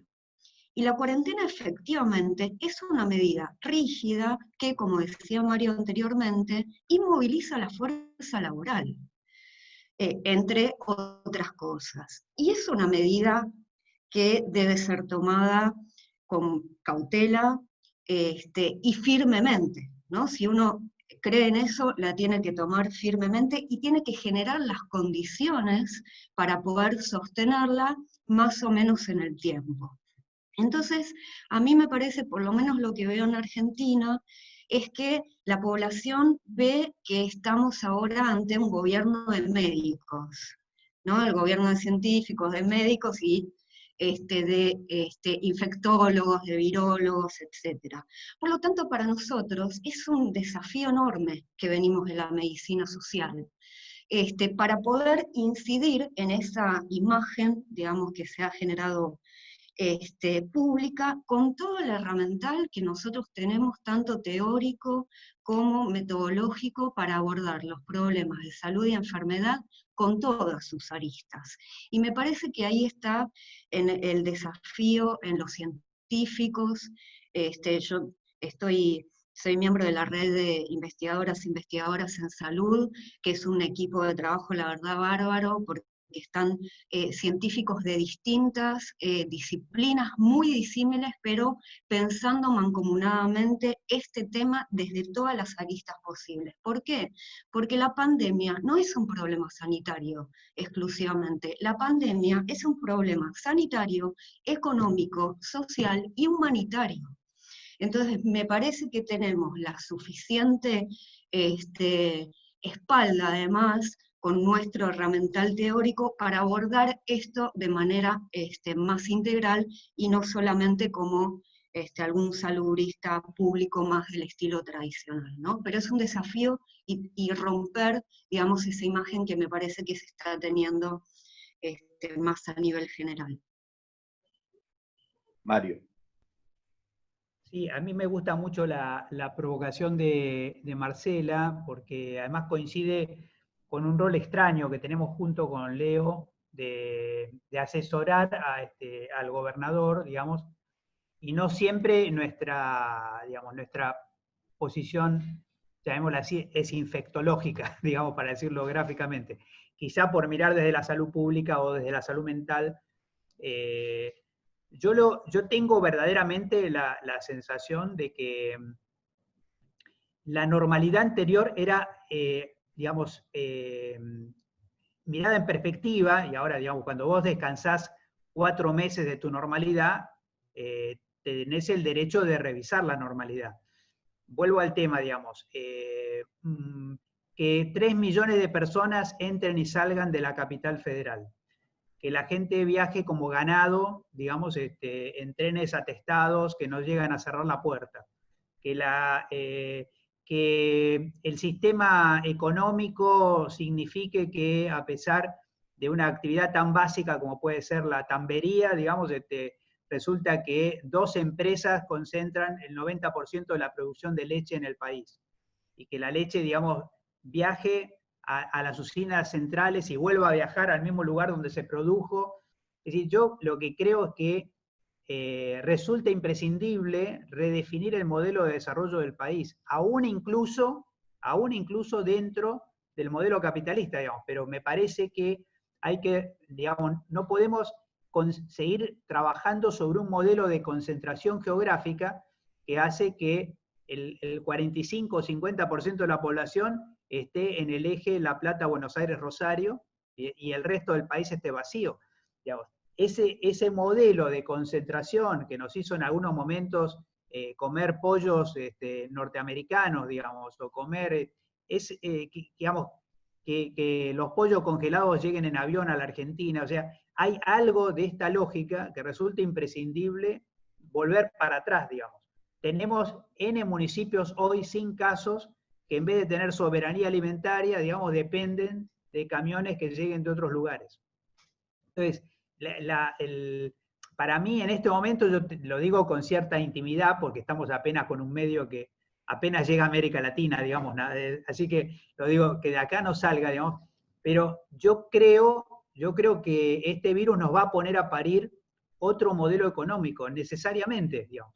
O sea, no se puede volver a la antigua normalidad, digamos. Es demencial la normalidad que teníamos, digamos. Y si nosotros, desde esta pausa que nos hemos tomado para analizarnos a nosotros mismos, no aprovechamos para redefinir la normalidad, creo que no aprendimos nada, digamos, y estamos desesperados por volver a la misma situación que nos facilitó que esta pandemia se circule por nuestro país. En eso también creo que la explicación de Paraguay, digamos, lo de Paraguay puede ser cierto acierto de política pública, pero hay que agregar también las ventajas de los países mediterráneos, digamos. O sea que hay evidentemente una situación, también nos pasa con algunas provincias argentinas, algunos estados brasileros. Ahora, como decía Volney, digamos, esto es por ahora. O sea, en este estado donde no había nada, digamos, yo no le deseo nada a nadie, pero quiero decir, ¿quién tiene seguridades en este momento de que por tener pocos casos, dentro de un mes va a seguir teniendo pocos casos? Digamos? O sea, la pregunta que le hacemos siempre a los intendentes que nos preguntan, pero yo no tengo ningún caso, la pregunta es, ¿cuántos fósforos hacen falta para prender un incendio, digamos? O sea, un caso, digamos, con este virus, con esta capacidad de contagiosidad, no hay forma de relajarse, digamos, y creo que tenemos que construir una nueva normalidad a prueba de la circulación del virus. Que el virus no va a desaparecer, digamos, no se va a evaporar en el aire. Es por ahí una reflexión un poco más extensa, pero me parece que me sugería un poco esto a partir de lo que planteaba Marcela, ¿no? Discúlpenme que me meta, pero me parece interesantísimo lo que están planteando los tres a partir de esta pregunta y cómo surge como imprescindible abordar esto desde una perspectiva integral, y una perspectiva que no solamente implica el abordaje teórico o el abordaje desde la producción del conocimiento, sino inevitablemente el abordaje desde la militancia, ¿no? Y todo el tiempo entrelazándose la producción de conocimiento, la enseñanza, la intervención, la toma de decisiones, con una militancia activa en pos de algún sistema un poco más justo, que es lo único que nos puede llevar a que cambien un poco las cosas. Porque si no nos ponemos a militar internacionalmente, es muy difícil que el rumbo de la producción de conocimiento, de la enseñanza, de las políticas en salud en Latinoamérica cambien. Y creo que hay algo que tienen en común las tres posiciones, que es que algunos con un poco más de optimismo, algunos con un poco menos, sí piensan como algo posible una intervención colectiva de transformación de la realidad con una perspectiva latinoamericana.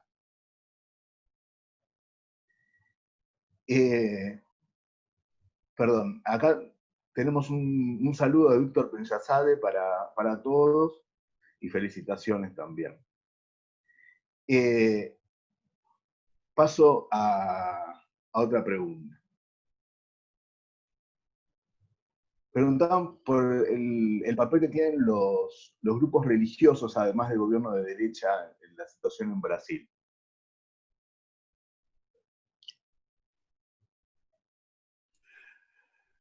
Los grupos religiosos, esos son una plaga en mi país.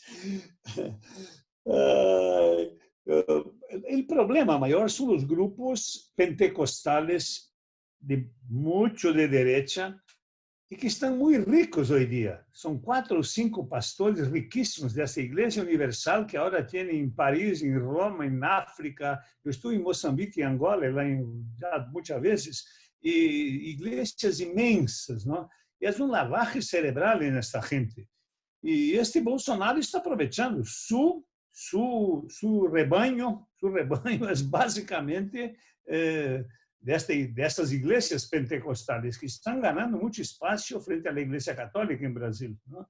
Y son grupos que no piensan, no estudian, es una cosa única, ¿no? Tanto que tienen Bolsonaro como mito. El tipo todavía es llamado aquí de mito. Ustedes pueden pensar de afuera, pero ¿cómo puede? No, el hombre todavía, él tiene 12 a 15% de locos que lo siguen hasta la muerte, ¿no? Defienden que la tierra es plana, estas cosas todas, ¿no? Pero casi 30% de la población de Brasil todavía, ahora de 15 días para acá cambió un poco, pero sigue con su gente que lo acompaña. O sea, hay gente que piensa así. Aquí en Brasil se pensaba que no existía una extrema derecha, ¿no? Sí, existe una extrema derecha fuertísima. Y eso fue uno de los errores de los gobiernos de la izquierda, de Lula, ¿no? Y de Dilma, que menospreciaron la fuerza de esta derecha, que estaba ahí por abajo del tapiz, ¿no? Se reorganizando. Y aquí me permite, la pregunta es sobre las iglesias, ¿no? Y esas iglesias realmente están teniendo un papel muy nefasto en el contexto político nacional en este momento, porque hoy son más de 60 evangélicos pentecostales que son diputados en Brasil de una Cámara de 508. Es muy alto eso, ¿no? Pero no, yo iba a hablar una otra cosa comparativamente, pero deje, yo creo que me quedo aquí, ¿no? O sea, realmente esa es una cosa asusta, y tienen mucha plata, y sacan plata de la gente pobre, ¿no? En este momento están con dificultades esas iglesias, porque como están prohibidos de reuniones, no están ofreciendo ganancias, ¿no? Entonces, bien complicado. Y Bolsonaro va a tomar su agua con esta gente ahí. O sea, estos son los grupos que básicamente les dan sustentación, ¿no? Esta línea de propiedad, el Jesucristo y esas cosas todas. Bien. Disculpen, voy variando los temas de las preguntas, así tratamos de abarcarlo el mayor espectro posible. Vamos a hacer dos preguntas más, pues ya estamos bastante avanzados en el tiempo. Les pedimos perdón a todas aquellas personas que fueron mandando preguntas y no las llegamos a leer, pero realmente han llegado muchas. Acá nos pregunta Marisa Matías sobre los datos de mortalidad desde la perspectiva de género.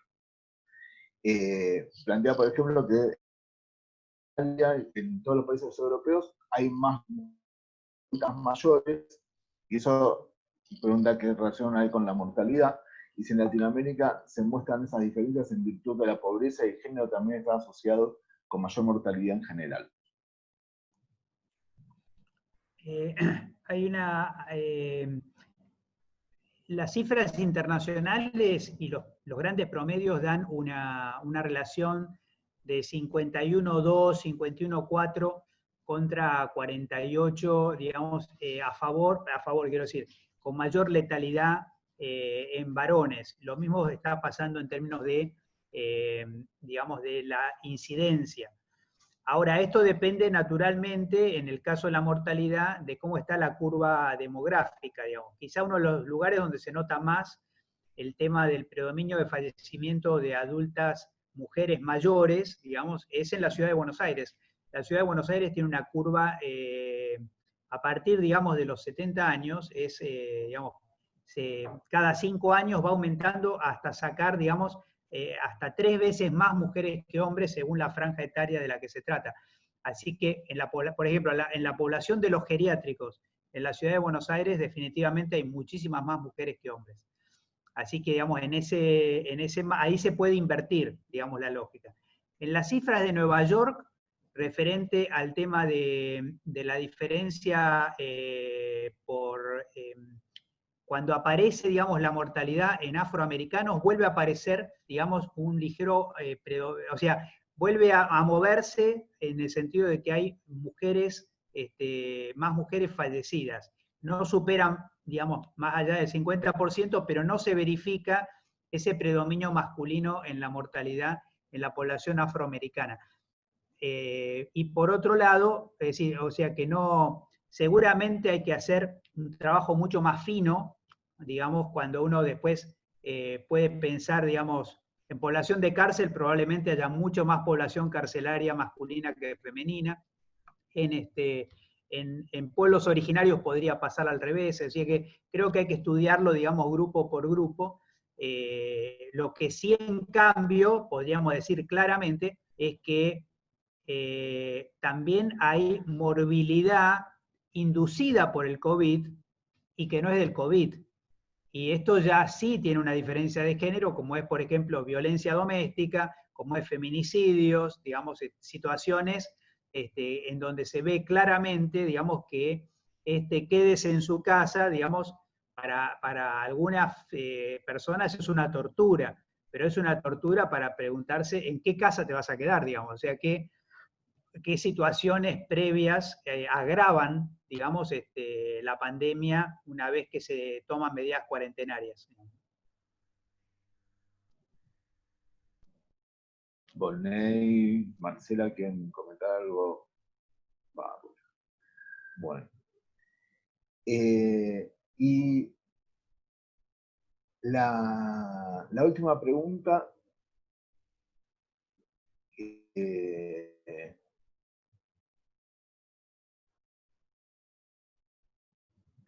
una pregunta para Volney. El movimiento de salud colectiva, ¿qué papel crítico está jugando? Y el SUS, ¿cómo responde y cómo van reaccionando los equipos de salud? Bueno, la gente se dio cuenta, ¿no?, de la importancia del SUS, ¿no?, del Sistema Único de Salud para el país, más do que todo, ¿no? Incluso los gobiernos de provincias que son de derecha se están dando cuenta de la imposibilidad de países como los nuestros no tener un sistema público de salud. Ahora, está muy difícil la lucha del SEBES, del Abrasco, el Consejo Nacional de Salud está resistiendo, porque con la cuarentena es muy difícil la organización. La gente no estamos pudiendo salir a la calle porque la derecha sale mucho a la calle aquí en manifestaciones en favor de Bolsonaro. Y nosotros criticamos porque ellos están todos juntos ahí contaminando a la gente, ¿no? Y el gobernador del Distrito Federal puso una multa muy fuerte en el ministro de Educación, un tipo de extrema derecha que andaba sin máscara ahí por las calles contaminando gente, ¿no? Entonces, los grupos están muy militantes, como siempre, ¿no? Pero la fuerza en este momento está muy pequeña, confieso, ¿no? Porque los mecanismos son difíciles, no podemos salir en la calle. Ahora, la resistencia sigue, ¿no? La resistencia sigue, muchas actividades. Y las bases fundamentales del Sistema Único de Salud saldrán fortalecidos aquí en Brasil. Ahora, una cosa lamentable, aprovechando que está ocurriendo en el país, es la cantidad de muertes que estamos teniendo de trabajadores de salud. Impresionante. ¿Por qué? Sin condiciones de trabajo, sin máscaras adecuadas, sin algunos hospitales sin gel incluso, por falta de recursos, ¿no? Entonces, el número de trabajadores de salud, el mayor número mundial de trabajadores de salud muertos en el mundo, fuertemente, principalmente auxiliares de enfermería y enfermeros, ¿no? Está siendo aquí en Brasil terrible esto, ¿no? Pero la gente está trabajando con una fuerza muy estimulante, ¿no? Un ejemplo está siendo dado diariamente un ejemplo por los trabajadores de salud del Sistema Único de Salud de una dignidad extraordinaria. Están arriesgando las vidas de gran cantidad de personas sin condiciones de seguridad de trabajo en este momento tan delicado que estamos pasando. Yo creo que los grupos políticos de política de salud del país saldremos muy cohesos y fuertes de todo esto, pero frente a la magnitud del problema, nuestras voces todavía no son fuertes en el sentido de llegar al poder central, pero seguimos ahí en la resistencia.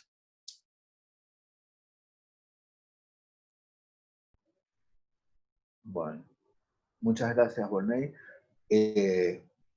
Bueno, y ahora les agradecemos a los tres. Gracias Volney de vuelta, gracias Marcela, gracias Mario, gracias a todos las que están participando con sus preguntas, con sus comentarios o escuchando esta mesa. Gracias Manuela Ledesma, que es nuestra responsable de comunicación de la Fundación, que está haciendo que esto sea posible y que salga como está saliendo.